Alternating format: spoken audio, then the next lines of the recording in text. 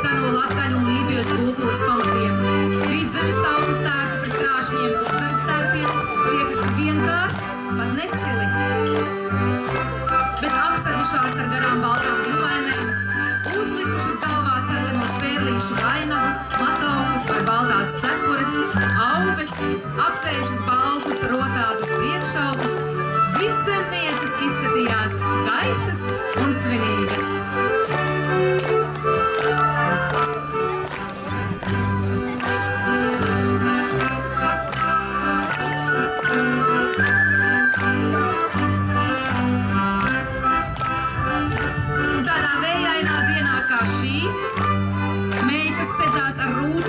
Austiem vilnas lakatiem, ap brunčiem sēja austas gan ziedainās, gan rakstainās jostas. Sievām torņa aubas baltās tika dažādos veidos apsietas ar lakatu. Un dažos novados saglabājušās taisnas formas cepures ar baltas krāsas izšūmiem, kā tas bija cesvainē.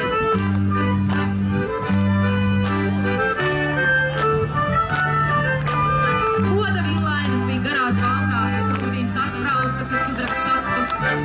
Krustpils un austrumvidzemes novadu varēs izšūtās villenes, pieskaitāmas mākslinieciski augstvērtīgākajiem latviešu tautas mākslas darinājumiem.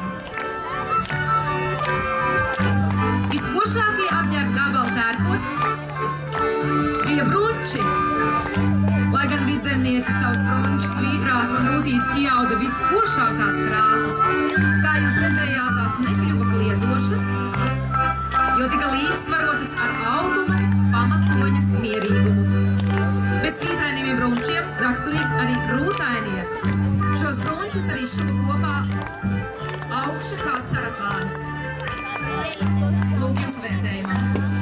Šajos apģērbos parādās rakstainās jostas.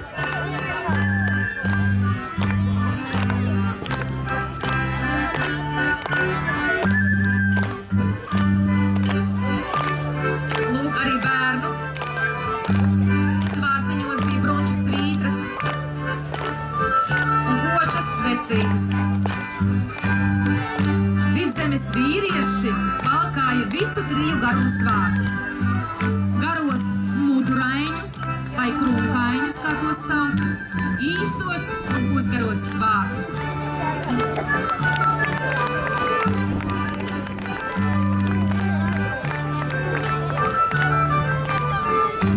Ejot mājās laukā, garos svārkus mēdza vilkt visīsiem, augstā laikā viskažoka.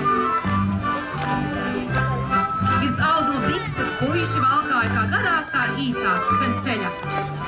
Uz zem svārkiem mēdz valkāt vestes, šūtas goda tērpam no smalka un košāka.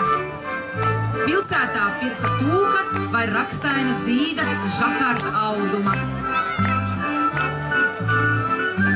Ejot no mājas laukā, tie tika darināti no baltas un pelēkas vilnas auduma, rodājot ar citas krāsas apmalojumu.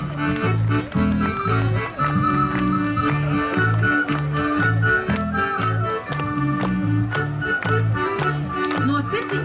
līdz 19. gadsimtam izplatītas bija sudraba, burbuļsaktas un pakaru saktas ar piekariņiem un sarkaniem akmentiņiem, ar kurām saspraud uz krūtīm goda baltās villaines, kā jūs redzējāt.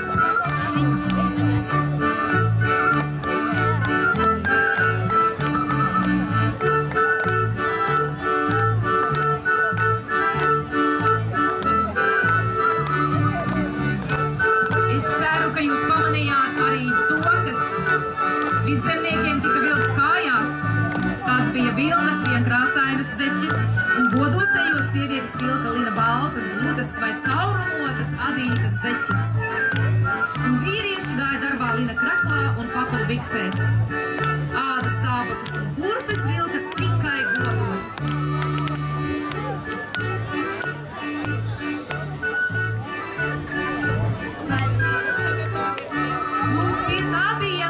Tas bija Vidzemes novads. Un tālāk jūs priecēs dejotāji. Dejo sidrabaine, caur sidraba virzi gāju.